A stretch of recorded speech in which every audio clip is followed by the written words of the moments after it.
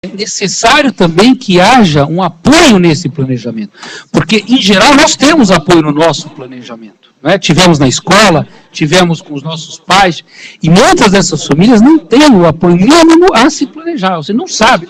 O planejamento é uma técnica também. Né? Aqui trata-se também de uma educação, de uma formação. Então, trabalhar a formação, a construção de um projeto de vida, nós fizemos isso com a população de rua, já que a Aldaísa tocou nesse assunto também, dentro de alguns albergues, como experiência, que nós trouxemos de Nova York depois de uma visita lá. E foi impressionante a velocidade, a questão do tempo que aquela pessoa diminuiu para poder pensar o que faria ao sair de um albergue do município. Quais seriam os próximos passos. Agora, aquilo foi feito com uma técnica, não foi um pensamento solto e de vontade própria.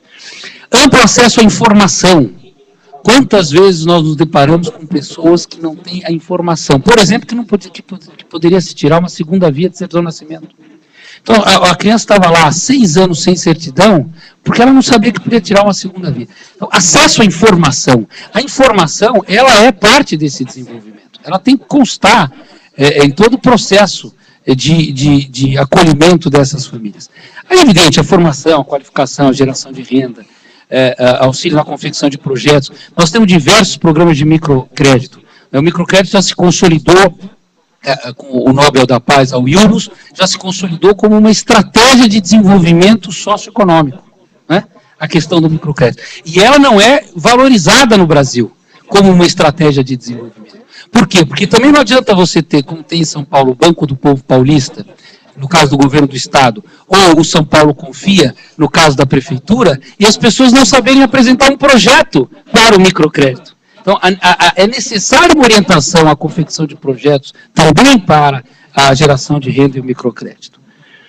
Bom, aqui um pouco desse exemplo, em parceria com organizações não governamentais, nessa estratégia de ensinamento, de orientação, de formação para uma vida mais cidadã, né? Uma vida de garantia de direitos.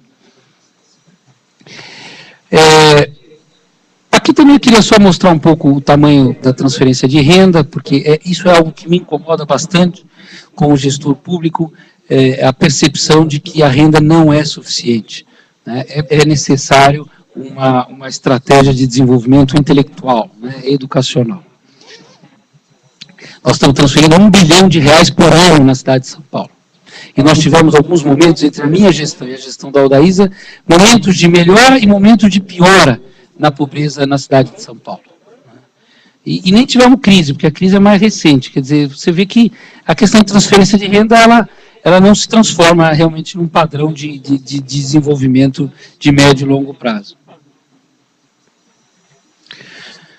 Bom, já falamos da articulação das experiências, as experiências acumuladas nos territórios, a geração de renda local, né, a priorização, o atendimento integral à família, que é o reforço daquilo que já foi dito aqui.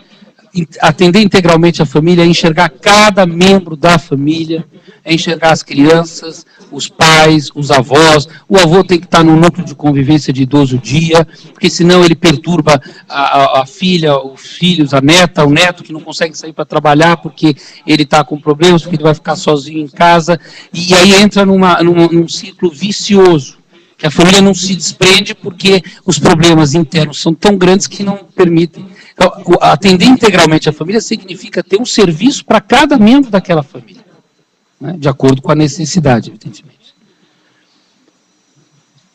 Bom, eu não vou me estender mais, meu tempo está esgotado, mas dizer aqui de um orgulho que eu acho que o Brasil tem que ter, que é a implantação do Sistema Único de Assistência Social, um orgulho para quem trabalha nessa área, assim como o SUS. Quantos anos completou o SUS, Besoto? 15, 20 anos. O SUS, nós estamos agora no SUS com 4, no 4º ano, né? E mais ou menos 21 anos da Constituição, quantos anos da LOAS? 15 anos da LOAS. Então nós estamos um pouco atrás da saúde, mas a realidade é que nós estamos seguindo a direção correta, que é a direção de criar um sistema único que respeite, evidentemente, as diferenças dos estados e dos municípios, mas que preserve essa questão da universalidade no acesso, a centralidade, a igualdade de direitos, a participação, a descentralização, a primazia pela responsabilidade do Estado e a territorialização. E aqui eu deixo três últimos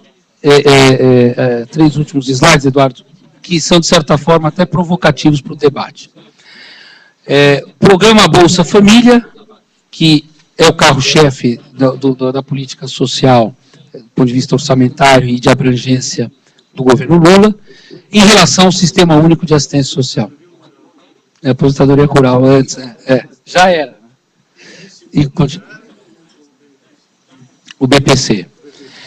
Bom, proteção básica, os nossos desafios, o acompanhamento das famílias em situação de descumprimento das condicionalidades, a proteção especial. Nós temos um caso em São Paulo que é mais visível que a questão de população de rua, mas é um caso hoje que se espalha por todas as médias e grandes cidades do Brasil. Nós temos cidades como Criciúma, hoje que tem quase 400 moradores de rua. É uma coisa impressionante. Então, é uma questão... A contagem nacional, em cima de cidades acima de 300 mil habitantes, o índice maior da relação entre população geral e população de rua é São José dos Campos. Nem me passava pela cabeça. São José dos Campos. Mas cidade rica.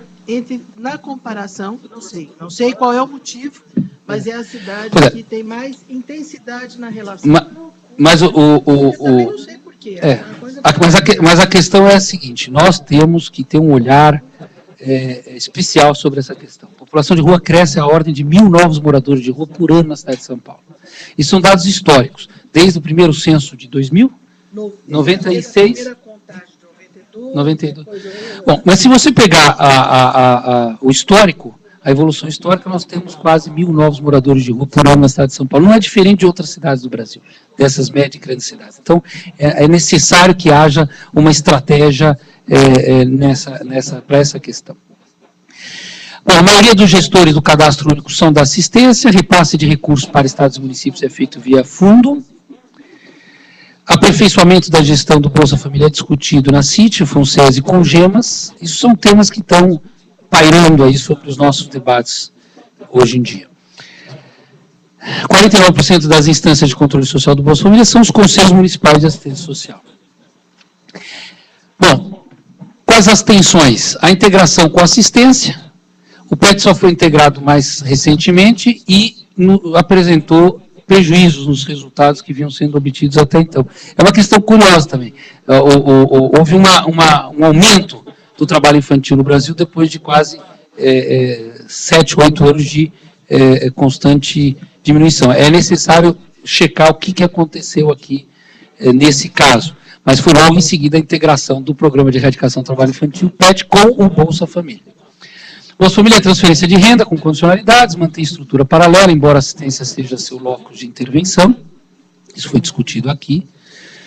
O orçamento do Bolsa Família não passa pelo Fundo Nacional de Assistência Social e não está sujeito ao controle do Conselho Nacional de Assistência Social, essa é uma outra questão. Estados e municípios não participam da definição das metas de atendimento. Aliás, esse foi um problema na cidade de São Paulo, porque o governo federal nos impôs, no momento, na época em que eu era secretário, uma meta que era impraticável. Tá? Então, são questões que fazem parte do Pacto Federativo e precisam ser discutidas. Né? Há uma resistência ainda hoje, apesar de estar aqui como inicial, em adotar o cadastro único nos programas. Acho que São Paulo avançou muito nessa direção. Nós conseguimos unificar os cadastros. A fragilidade dos CRAS em acompanhar e incluir famílias no Bolsa Família, porque, veja, não sei se todos sabem o que é o CRAS, eu não vou entrar mais em detalhe, não dá mais tempo, mas o CRAS, ele é a porta de entrada, entre aspas, uma espécie de um pronto-socorro aqui do atendimento socioassistencial. Né? Então, na medida em que você recebe uma família que necessita de um programa de transferência de renda, você tem que ter também o poder de incluí-la no programa de transferência de renda, senão você fica sem ação, que é o que acontece hoje. Bom, esse último ponto é um ponto polêmico, há diversas discussões, mas o fato é que nas regiões metropolitanas o impacto do Bolsa Família é menor do que em regiões de uma carência mais homogênea, etc. As regiões metropolitanas